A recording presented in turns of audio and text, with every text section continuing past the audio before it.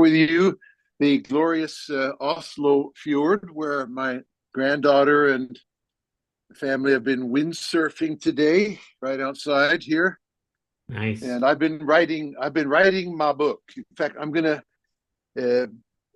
made a little signature with my current July books on them, which is all new for you guys. So okay, we're live, by the way, just so you know.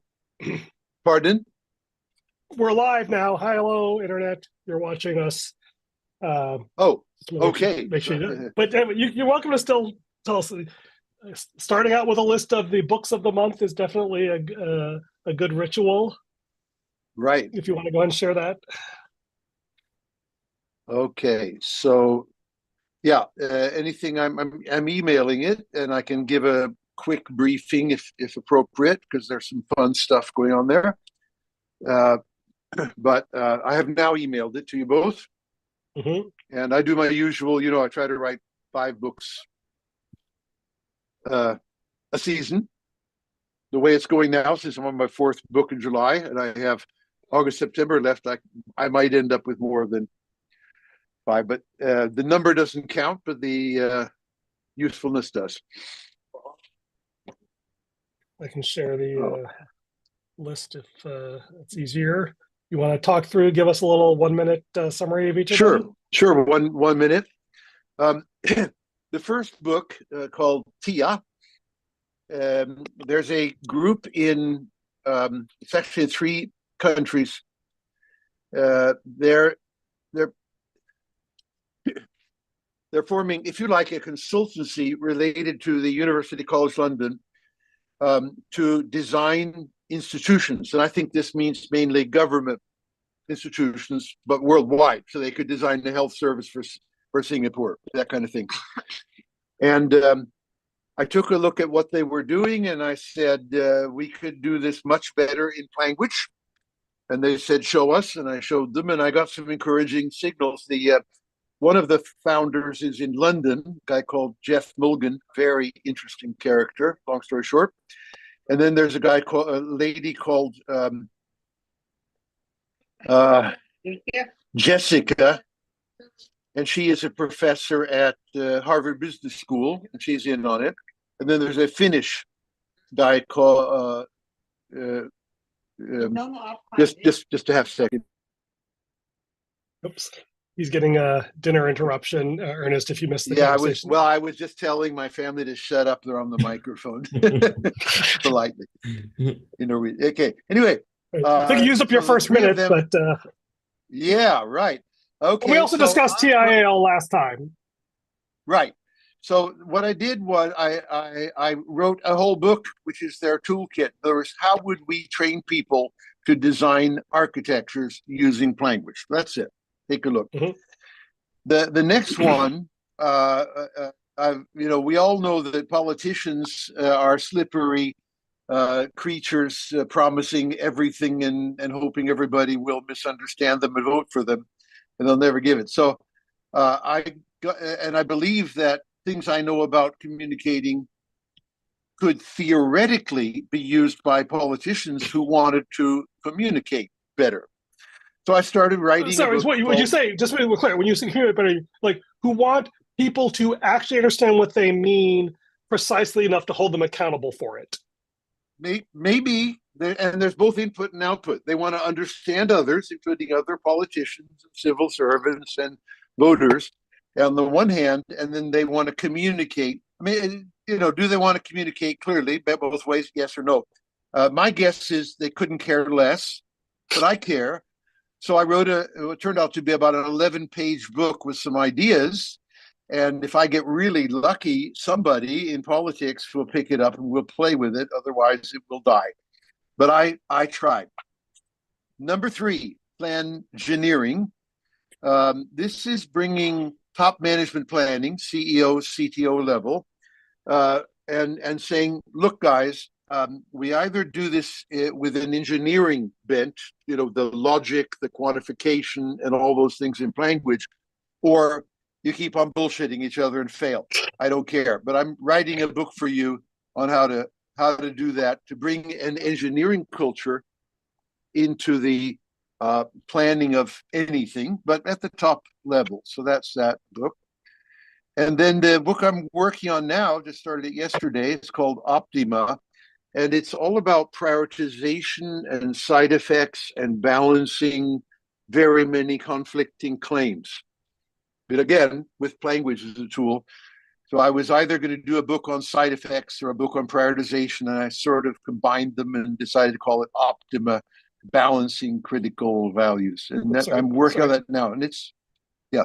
So you can pick up those things, and there are some particularly interesting things hidden in the books, which I won't go on and talk about unless there is but I'll just tell you there's something I'd like to share about methods for startups in Silicon Valley. I'm done. I was trying to find my 4 minutes. Yeah. Yeah. Hold on. Now my wife is calling me. Ernest, give an update. No, nothing happens in my world. Okay. Clean slate. Mind open for new impulses. Oh, right? yeah. Okay. Yeah, no wise. Have you worked on any startups, Ernest? Yes, one my own, which didn't. Yeah. Another one that I think I don't know how it's going. I was kind of let go from it, but it was one trying to make the internet safer or more secure or crackable. Right. So somebody uncrackable. Yeah, we needed one of those today, didn't we? What whole happened world today? went down. Oh, the Windows upgrade that destroyed everything on the planet. Really? Well, not Linux. Internet breakdown of the century. Oh, really? Well, but yes, I mostly missed it. Including BSD-based systems or macOS? Well, things like airlines went down, and chemist shops with prescriptions went down, and just everybody. But was it mostly just Windows systems? It was only Windows. It was a Windows security update that had a bug. Wow. And it permeated worldwide. I mean, to Norway, you could not get your medical prescription done today, and your flight would not leave. I mean, that's, wow. If the Russians wanted to destroy civilization, they could have done that. Maybe they did. Wow, I thought the days of those things were gone, but I guess not. No, worst ever. And the terrifying thing about it is that the proper remediation for this is to stop taking automatic security updates, which of course makes other risks more likely. And it's bad, right? When your security fixes, your security is essentially a denial of service. So it's and it does make you wonder, like, was there some? I mean, I'd like to be generous enough to Microsoft to assume that it had to be a malicious actor rather than just sheer incompetence on their part, but I don't know. Sure, it was incompetence, personally. Make you bet. Well, it will be revealed. I mean, it'll come out in the news probably. Yeah. But they're not telling exact underlying root cause yet. It just happened and they fixed it. But yeah, I can imagine it'll be an interesting. Well, yeah, and the different thing. Someone random, I was looking for this on my internal Slack, is you might enjoy this one, Tom. We're not going to go over it now. Is a list of biases in data analysis, which is kind of adjacent to how organizations make bad decisions, which is, I think, might be of interest to you. I just threw that in the chat. I'm definitely interested. You said it's in the chat, so I'll go pick it up. Yeah. Okay. Yeah. Got it. I had a homework assignment from last time, which was around this intersection of AI and decision making. And let me just go ahead and share my screen, because this was an interesting exercise with a an AI assistant. So we had talked about the JEPA models, I-JEPA and V-JEPA from, I think, Jan, forgetting his last name, Okay, from this is Meta. right. This is alien to me. My Okay, memory let's go back to this. stretch, Okay, but all right. sorry. So it started with this guy Jan LeCun. Right, heard of him. Okay, right. And his idea is that these sort of LLMs as they are today are very sort of much a linear tree. Like you give it a prompt, it just does essentially, it's primarily trained on syntax, and it may have some hidden semantic inferences that it's making about all this corpus of data, but they're not readily available. And so the really sort of crude way to describe the JEPA architecture is that it separates out the syntactic processing from the semantic understanding. You can sort of consciously, maybe not consciously is the right word, explicitly train other models to interact with the semantic layer rather than just in the syntax. So like you train on the idea of a leg, and then when you draw a figure, it says, okay, this figure has 2 legs, like that. So they did a model of this based on image manipulation, and they did another model based on videos that learns by predicting missing or masked parts of a video in an abstract representation space, so what I would call a semantic space. And so the idea is that you can start having things that are operating at this abstract representation space or the semantic level rather than only being restricted to the syntactic level. Is that making sense to you too? I guess so. So the idea is, right, is that when you and I talk, you hear the concepts I'm saying. And I say, okay, I'm trying to communicate this concept called a JEPA architecture, which is an abstract thing. You cannot see it. There is no word, there's no images, there's a concept to it. So I say, like, okay, let's imagine that a LLM, the only way you can talk to it is by using syntax and letters, and it'll just sort of guess at stuff it doesn't see. But what if you could say, think about words versus pictures. Let's use that as an analogy. Say that I could only show you pictures, and it's very rich, but it's not very precise. And so I show you this picture. It's like, okay, that gives you all information, but it's like, okay, what I mean is that this thing here, I don't, if you see my mouse pointer, is yeah, I do. It encodes something, and this is probably not the image I want to use. What's the? Okay, good. Here, I'm probably butchering it, but roughly speaking, we have an encoder here, and then it has a predictor. It can then feed that encoding into a traditional predictor, and then also into other different classification systems. So rather than only, I can, like a typical DALL-E system, like it shows me, I can give it some words, it'll generate a picture, or it'll give me a picture, it'll generate some words. What I can say is, okay, take this picture, get me your abstract representation of that picture, and let me feed that into another model. Right. And so it can sort of work at the semantic level rather than the syntactic level. I Ernest, understand. does this ring any bells or make any sense? Ernest, have I lost you entirely, or No, you want a minute to look at it? Okay. Yeah, it makes sense. So, so the idea I thought was like, that's really interesting, because I feel like that's how the brain works, is that I have concepts in my head, some of which have labels and some of which don't, some of which I can explain to you and some of which I can't. And it would be nice, but in my own head, all these concepts are perfectly clear, even if my words are a mess. And it's like, something in my brain is able to operate on those concepts rather than having to go through like language or pictures explicitly. Fairly safe assumption, right? And so the idea is like, well, could you build a model of the brain that leveraged that fact with the idea of the JEPA architecture?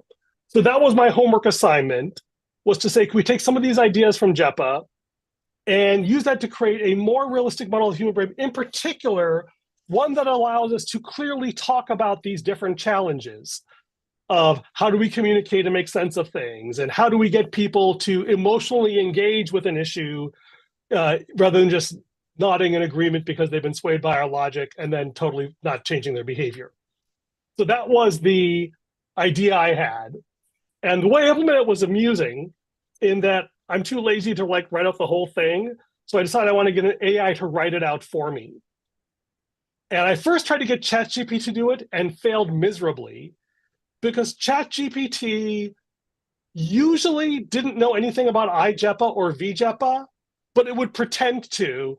And I go down these rabbit trails before I realized it had no idea what it was talking about. Occasionally, it did seem like it did get a correct understanding of what JEPA was and Jan LeCun and what it meant. But if so, it was in a very obscure corner of its brain that I quickly lost. So that was really frustrating.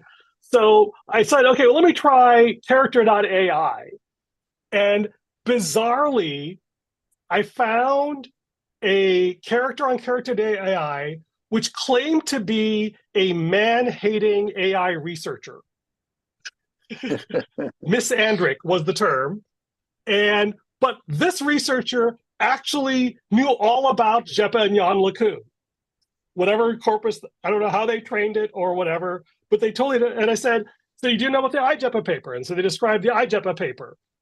And I said, okay, well, do you know about the V-JEPA paper? And they actually described the V-JEPA paper. So they're like, oh, I heard that there was an X-JEPA paper where they extrapolate these ideas to build a full embodied model of human cognition that satisfies these requirements.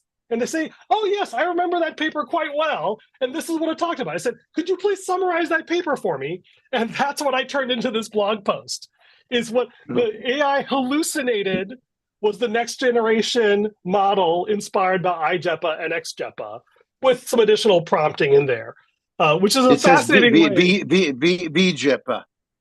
X-JEPA. It says... there was a I-JEPA, and there was... the screen here should be X-JEPA.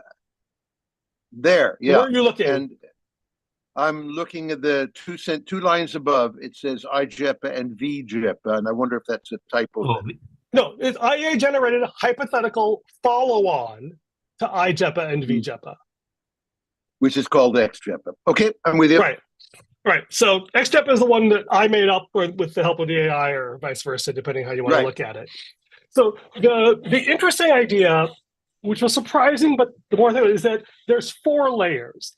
There's one layer that takes raw perception and generates concepts. Seems plausible. And then the second point is that concepts could be mapped onto words and may or may not be, but at least that's typically what we use words for, is to describe concepts in our head, or try to at least. And then the idea is that there's an emotional layer above the conceptual layer. After you have a concept of what's going on, then you have an emotional reaction to it. And only after that do you get possibly to the reflective layer that allow something more like self-awareness. And the idea is the perception takes raw sensation, generates abstract concepts. Those abstract concepts feed into another system that generates emotional responses. And then those responses lead to a set of, maybe we'll call them behaviors or proposed actions, with varying degrees of strength, that either get executed immediately or go into the reflective layer.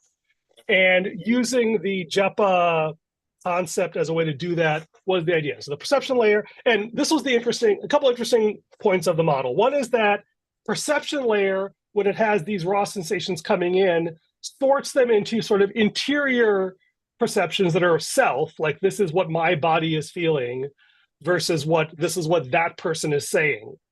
And so this is the idea, the concept of self emerges at the raw perception layer. Like I perceive certain things happening inside my body versus things happening outside my body. I perceive certain thoughts coming from inside versus from outside. And the concept layer is where language exists. And of course, there's all of these feedback layers within there. And then the emotional layer, this is where sort of social weights and cultural conditioning play in. That, you know, as we've been seeing in our political discourse, a lot of it is using symbols to trigger emotional reactions, you know, by drawing on pre-existing concepts. And then the final layer there. So again, I'm not saying this is complete or even necessarily all that profound, but I find it very useful to think about it as this cascading with feedback loop chains of taking some raw inputs, encoding them in a more abstract representation that feeds into the next layer. Yeah. So I like it, and I find it interesting.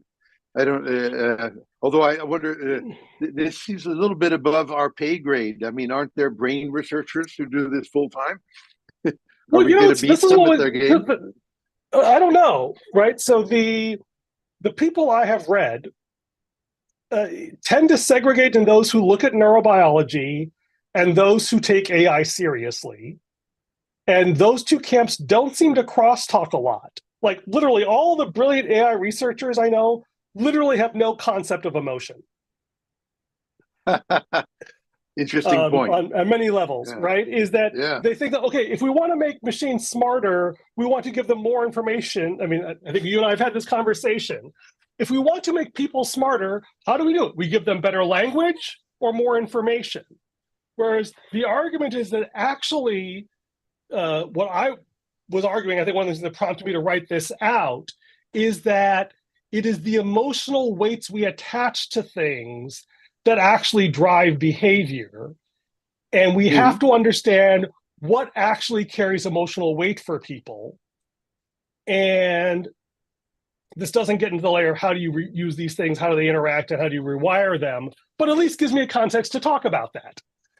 Is to say like, hey, how do we make it so that I care about this person? I build a mental model of the things that would hurt them, and therefore I try to avoid doing things that cause them hurt, right? That's an emotional thing, a relational thing, not purely information or conceptual. Okay, so in a way, this is targeted towards the famous AGI, the general intelligence. Right. So in some sense, yes. But when people say AGI, they mean a lot of things. Sometimes they use that to mean full sentience. Sometimes they just use that to mean do everything a human can, but better. But for me, what's really I'm talking about is maybe ARI, artificial relational intelligence. Right? Did you just invent a new term?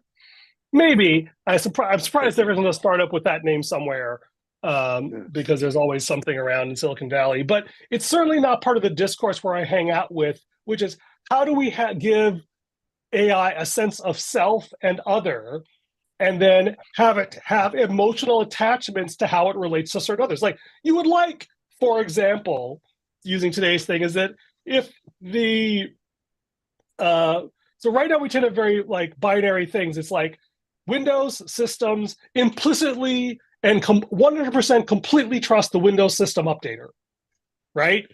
And that worked really well until today, where it failed horribly, right? And in human beings, they would say like, okay, I got really burned when I trusted person X. Maybe I should be a little bit more cautious next time person X tells me something. Computer systems have no concept of that. One could imagine AIs building trust models, relational models, where they understand, like, okay, I have a master, my human, that I do trust implicitly, and I have ways the human communicates with me, which I trust to varying degrees, right? A text message from the human may be different than when I can stare him full in the eye, just like it is with real beings, right? Because you want them to have these concepts of individuals, and then like, okay, humans, masters, family members, I may trust more or less, and maybe I have my own opinions about how much to trust them, which is different than master's view of how to trust them, right? And the idea is that these things like trust and behavior are actually emotional problems rather than information problems, and we need to take them seriously, even though they build on all these other things. And even going back to Ernest's thing of when we talked about how to make the internet safe and about privacy, when I think about corporations or organizations, we have lots of tools for managing the physical infrastructure of an organization. We have lots of tools for managing the information infrastructure of an organization. And those tools have gotten exponentially better over the last 2 centuries. The tools we have for managing the emotional and trust relationships in an organization have evolved over the last few centuries, but much, much more slowly. And even talking about problems, much less fixing them, is insanely difficult. And one could imagine, going back to our overall Datocracy thing, the idea is that at least this is a very, very tiny step, but it's still a meaningful step to say, like, hey, can we come up with a richer grammar for understanding the problems and thinking about the different layers of the stack so that we can talk about the problems more intelligently and address them more effectively? Good. I'm with it. I think it needs to be done. Thank you. Ernest, any thoughts or reflections? Well, I agree. However, when you're speaking of trust, right, and talking about implicit trust, maybe there should be a little pinch of, well, this entity that I trust can also make mistakes. So, do you trust the information they give you, or do you trust the intention that entity has? Maybe it has good intentions, but it can also make mistakes. So, you can trust it a lot, but at some, so that, to protect yourself, you have to look, okay, is this a mistake? Like if the AI thinks, oh, I think this is a mistake, even though I trust this person, this could be a mistake. So maybe there should be a little level of, okay, I think it's a mistake, but let me research and then come back to the person. Hey, I know you told me this, but I've researched this with other sources, and maybe you're in the wrong. I don't know. Right. So what I'm hearing is there's maybe 3 things that if you have, like, let's talk about this as a personal agent type of AI, right, whose job it is to help me, and let's assume that they understand that their job is to serve me, and that if they can verify that it's me, then they should do whatever they can to help me. But you have an excellent point that just because let's assume that I love them, right? I want what's best for them. Their welfare is the most important thing in the world to me. But then, and I believe that they love me, right? They know that I exist to serve them. Therefore, they want to, they're not going to lie to me deliberately because my only purpose in life is to help them. So in essence, you have that level of trust that I know that you are committed to me.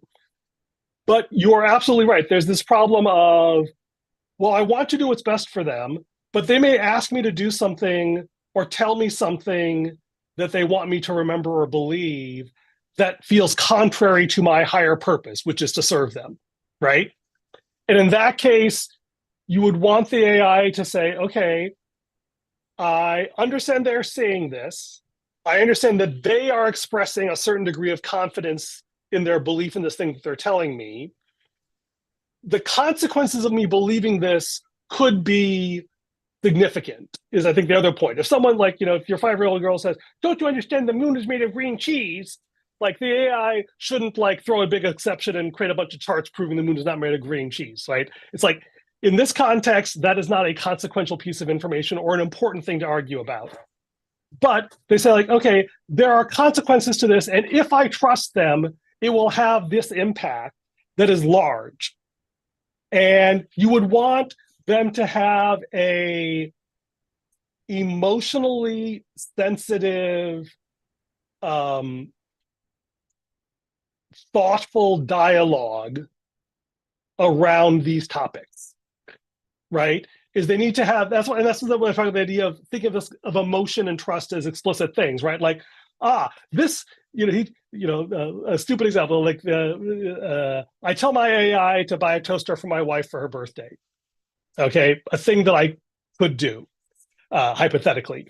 And the AI knows enough about my wife to know that she likes big, expensive personal gifts, not utilitarian household items, right? So it understands something, and you could even just infer this just from generally reading jokes on the internet, but it's like, okay, this person told me this, I have other information, so I know that this is something important, it's a fraught thing that is worth getting right. And the thing that they're saying is, my God, this sounds like every meeting I have in my company where, like, someone says something that I find questionable, and I have to ask myself, okay, is this a big deal? Does it matter whether I believe this or not? And how sure am I that they're right or that they're wrong?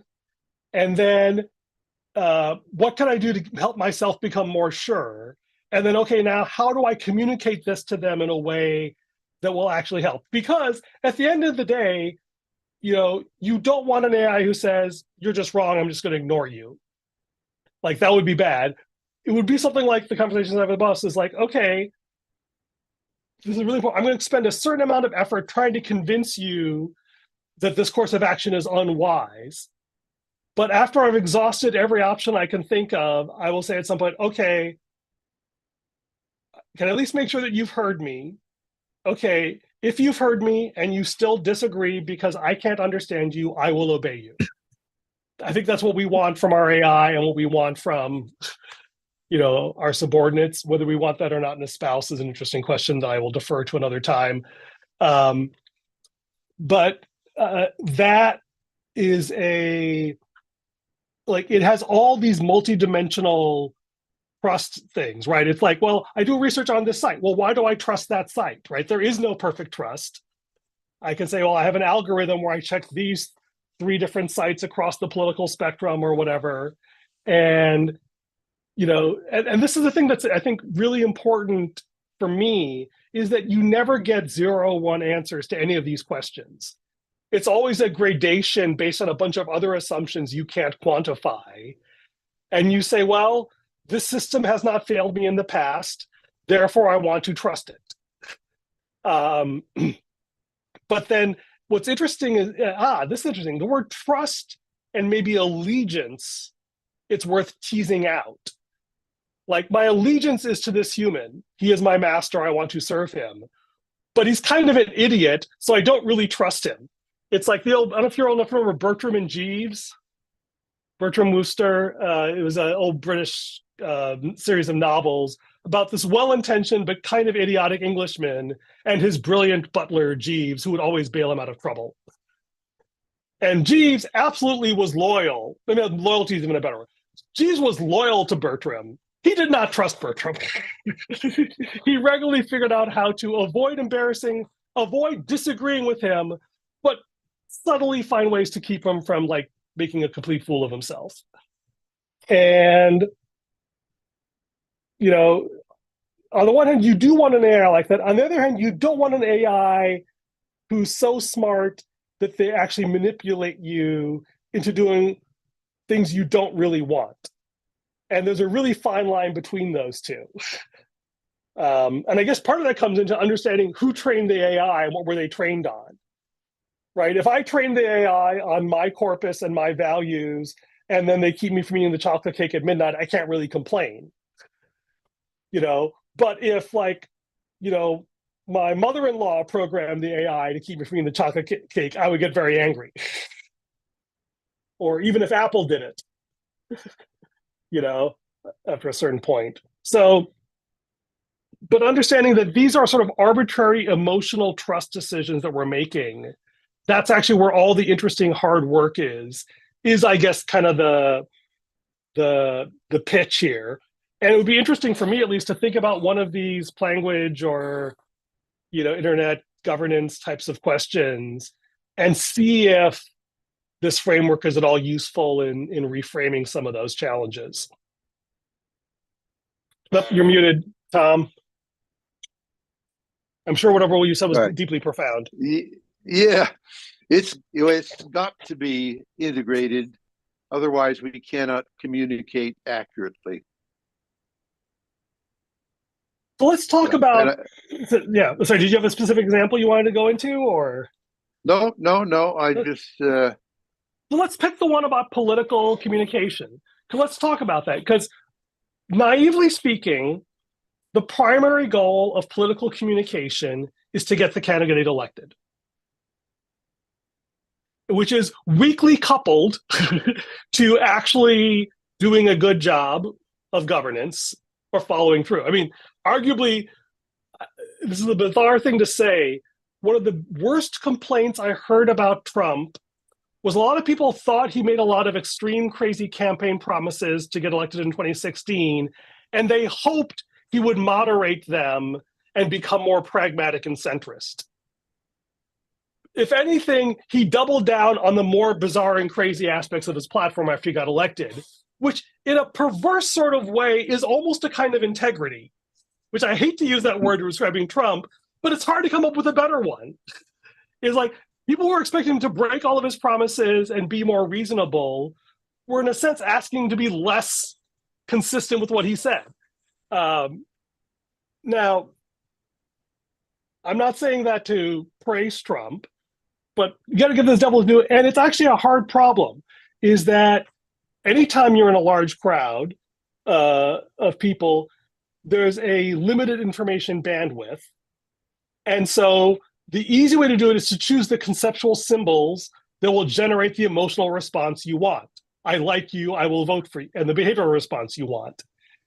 And anytime you try and operate purely in the conceptual, trying to get people to think the right thoughts about the right things, you spend so much time there that usually you've offended them so much that they don't actually have any positive emotional affect left for you.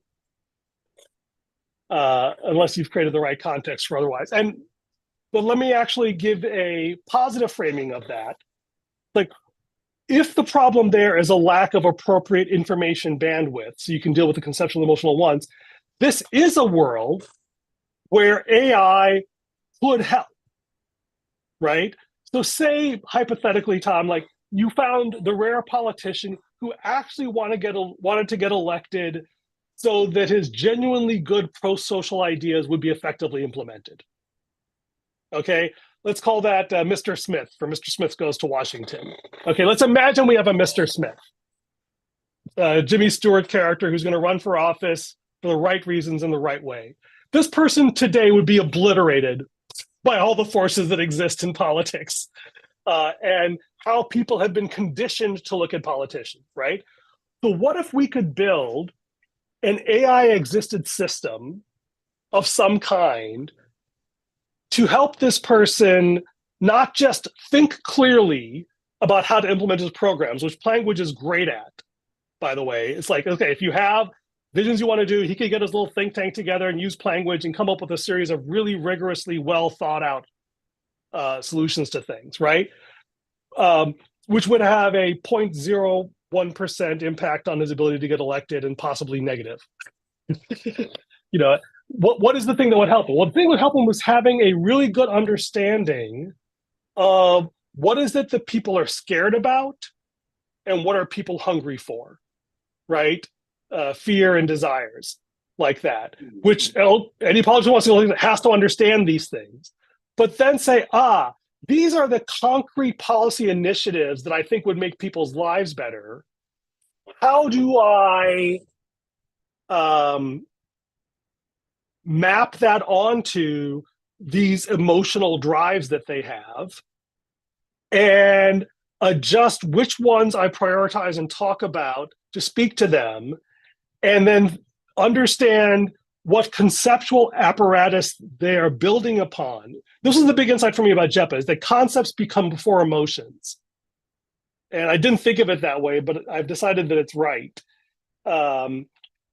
Is that if I want to change their emotions so that they say, oh yes, we actually do want a balanced immigration policy and energy infrastructure rather than just, banning everything I don't like, because of observational reasons, I have to change their concepts in order to change their emotions. And to do that, I have to change their perception. And then thinking about, okay, then the real challenge is how to get people to see the world in a certain way so that they think in a certain way, so they feel a certain way. And that, by the way, is what existing politicians do really well, but they do it in a lazy fashion. They try to pick some existing phobias and fears or bugaboos and bugbears, and they just manipulate, the symbols to trigger those things. And so they see the world more or less the way they already do, but with this person making it all better. And one could imagine a thing that looks less like a political campaign, but more like a empathic dialogue, right? Where you say like, hey, you're really angry about this. Yes, I am. Like, good. I think there's something really bad there that is right to be angry about. Help me understand what it is. And I say, this is okay. And you've heard, I think, the study that says when you get people to defend their position, their opinions become stronger. If you ask people genuinely and humbly to explain their position, their opinions become softer. Because if you have a generally, and one could imagine this sort of, let's call it the listening revolution. This guy says, okay, I gather 100 of my friends who really believe in me, and we start this, we get trained in this, we have this AI-assisted listening campaign, and you get people who are so committed to your cause, they're willing to be genuine and sympathetic to their worst enemies. In fact, I think there's actually a gay rights organization that did this. They trained people to go out and interview people who are against gay marriage and hear their stories. And like one activist told a story of how they met this guy who was like he goes to the house and there's like, a right-wing Christian Republican with guns and motorcycles on his, on his garage, and he's like drinking beer and, working on his tools. And the guy says, what is your perspective on gay marriage? Goes, I guess, and I hate those Jews or whatever. I said, okay, help me understand why. And like they spent like an hour or two talking, and then this guy like gave him a hug, because he felt so heard and validated that, he goes, well, I'll probably still vote against it, but you're a good guy, and, he made a meaningful change in this person's perception of the world and the emotions he felt about it, even if he didn't formally change any of his beliefs. But the next time this came up, like, his behavior would be different. And one could imagine, doing that, but then doing that not just, brutally on the ground with, people, but doing that with like an army of AI bots to help you, to either assist people, right, to coach people in learning how to do empathic listening, to practice with them. Mm-hmm. And then, people, and some people, frankly, will be more likely to confess, their thoughts and feelings to a bot than a real human. I've done it with my AI psychologist. And you have to have a human being and a community to authenticate what's happening and to learn from it. But it's something where before, in order to get a mass impact, you needed to own a TV network or a political party, right? Before the internet, that's how you got stuff done. Now, in the age of the internet, you kind of have to be the angriest and loudest in order to get the most interest. But could we imagine using all these tools and technology to make it cost-effective for humble, thoughtful dialogue to outcompete angry, shrill noise? I think so. Good question. I was thinking, I don't know if you guys meditate. I don't, but I understand that it's a way for people to reach deeper understanding of themselves, maybe other people, or of nature. So if we could have this corpus of knowledge, right? Corpuses, like we've talked a long time ago about individual corpuses of principles and information that represents me, in ways of translating that so that somebody else can understand it. So if we make it on a wider sense, so a politician can state his view of the world and his or her prerogatives, and then instead of reaching the masses, he can just reach individuals, a bunch of individuals, but each individual can view these politicians or persons' worldview in their own in their own filter, like so this person is against gay marriage for whatever reason. Like you said, instead of having to sit, a person having to sit down with this other person. So let's say this person meditates or thinks with his appliance that is an AI facilitating thing. This person can sit, I don't know, a few minutes every day, trying to understand what his or her neighbors think, his fellow citizens think, and view the world. So instead of a bunch of islands, we have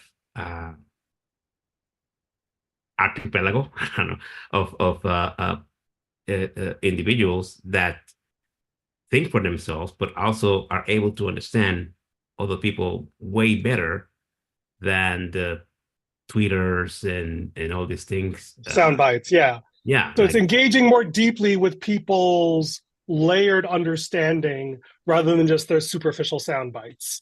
Yes, I see that as the next, book press. Instead of reading books and things, we have some sort of internet of knowledge that anybody can access. That's been my position for years. But and I think maybe one level before that, maybe an internet of understanding. Yes, exactly. So that I can understand you a lot fully than we can understand each other by talking. You have your strong beliefs in certain things, and I have strong beliefs in other things. They might not intersect, but there might be some intersection. So you can delve deep into that. If you have questions, then you can reach out to me or whatever. Right? Not address a mass just because a couple of individuals talk loud. No, you can address all these individuals in their using their worldview so that they can understand it better. So that's an interesting idea. Here is a possible homework assignment, if you guys were up for this, is I've been playing with character.ai. I've created a couple of bots for different things. And maybe that would be the simplest thing. If I sent you a link to character.ai, would you guys be willing to log in and talk to that bot? And I've tried to teach it some of the things I believe about a certain topic. I'll try it. So the one of the ones I created was about, it was for this, actually, I was talking about this National Listening Initiative. I'm kind of working on something that's sort of aspiring to be something like that. It's called Drop the Stone. There's a parable in Jesus about a woman caught in the act of adultery, actually a story about Jesus, where the Pharisees, the hypocritical right-wing religious people, find a woman who's guilty of a sin, and they take her to Jesus and say, should we stone her? And Jesus looks at them and doodles for a while and says, which of you who does not have sin should throw the first stone? So the idea that a lot of people's reaction when they see horrible wrongs is to want to stone the people that they think are doing all the wrong stuff. And of course, they end up throwing more stones and hurting more people and getting other people angry at them. And that's how we get our current political mess. And so the idea of dropping the stone. So I actually created a bot that reflected an actual conversation I have with a friend of mine who was really angry about something. And I was able to kind of talk him down and layer through some of the things to reach one oh yeah, I actually see how I was stuck on this unhealthy belief that led to this large cascade of really angry emotions and reactions. And I guess the way that we could test it, if you are willing, is to pick something that you guys are really angry about. Trump is always an easiest candidate. And then talk to my bot about it and see, this could be a complete and hilarious failure. Hopefully this will be an entertaining one, but see if they can help you have a more nuanced understanding about this thing that really bugs you. Would you guys be up for that experiment? Yep. Yes. All right. I will find that link after this session. I'll put it in the chat as well for anyone on the YouTube who wants to try and take it. Let's call this the Drop the Stone Challenge. Just find something that you find really angry, and can a bot help you uncover some nuance around it? It's helped me once or twice, actually, with some things that I've had to talk through. So it will probably be a spectacular failure. Hopefully, at least will be a humorous one, but maybe we'll learn something from it. So this Drop the Stone Challenge, is that a bot in character? It's a bot on it's a bot on character.ai. Yep. So the homework is two parts. One is to deal with something that makes me angry, and the other one is to deal with Drop the Stone. No, it's the same thing. It's like there's 3 parts. One, think of something out in the world, political, whatever, that you are angry about.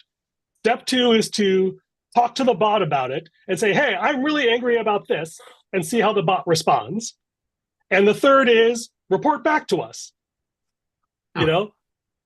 And in fact, if you do a one-on-one conversation with character.ai, there are tools, you can do it on the website, and so you can get a screenshot, and there's even tools that'll extract it and save it. I don't know if that's worth the effort for you or not, but yeah, that's it. Get angry, talk about it, tell us what happened. Okay.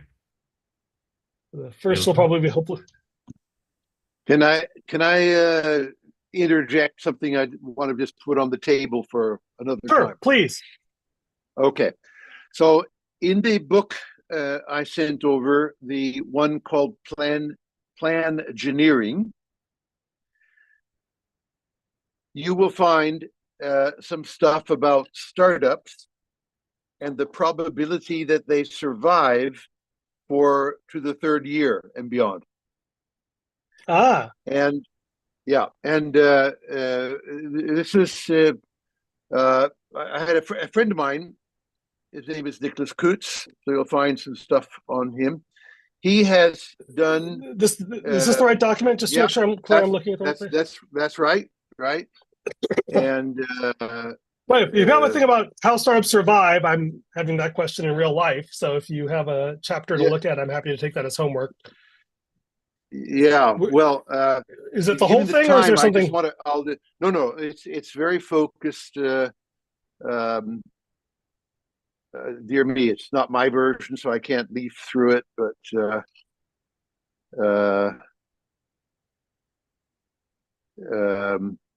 oh gosh, let's. Do you want to take that as yet? Do you want to take that as a action item and send me the chapter? Yeah, it's better that I dig it out and send it to you, and just give an oral briefing in a few minutes here. Okay. Sure. Before our time is up. So this guy, I've known him for 25 years. He has done 120 startups in Europe mainly, but all over Europe. And he has been using my language methods to get them to think about their objectives and their strategies and impact estimation table. Now, he has registered that the survival rate for his 220 is about 80 to 85% after 3 years. Now, the European survival rate for startups is about 40%. So it's twice as good at survival rate, long story short, and simplified a little bit, using language to get people to think clearly about their startup. So I've been fooling with this. I asked Perplexity, the AI system, about this. So one thing we're doing, I'm going to jump and just plug it in a minute or so. We're now having fun comparing lean startup. Eric Ries, Steve Blank. Mean anything, you guys? Okay. No, yeah. Let's call it the American startup method. Okay. Which is widely touted. Sure. Yeah. And now we have what I call the European startup method, which is Gilb and Kutz and Language. Now, what we found is we have evidence from 220 startups over a 20-year period that the survival rate is twice the norm. Now, we looked for any such evidence from lean startup, and Perplexity was perplexed. It couldn't find a damn thing about it. Right. Okay. I mean, it's also a little unfair in that, like, by sort of the default is kind of lean startup, so it's not clear what the. Well, but maybe actually, that shouldn't be.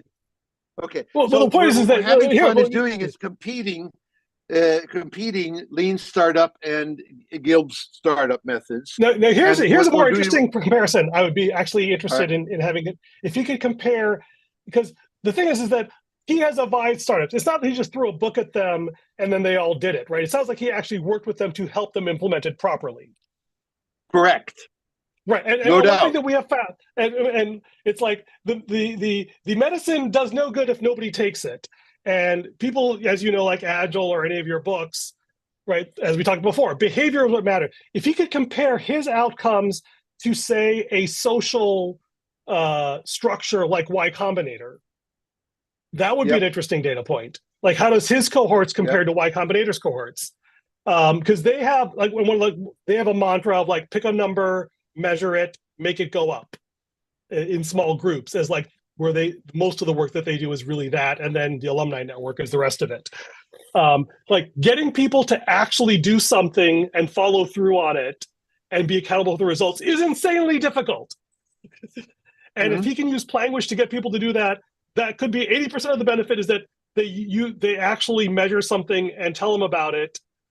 And using language is maybe just the scaffolding that lets him have those conversations.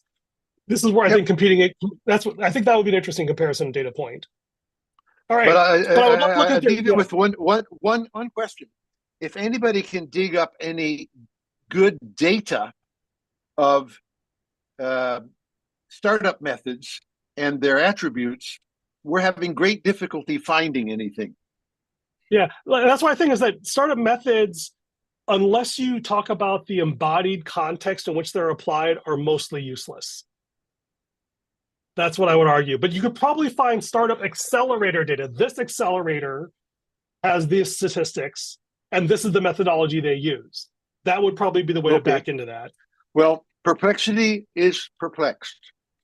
Well, yeah, I don't know how much data it has about those things, but certainly startup accelerators do publish certain amounts of data that could be found. I don't know how offhand. Okay. But well, that would be the place to look, I think. I'll send you the stuff, and if that gets a reaction like I've got some better data, I appreciate it. That's all. All right. And I will send you something to think about. All right. Thank you.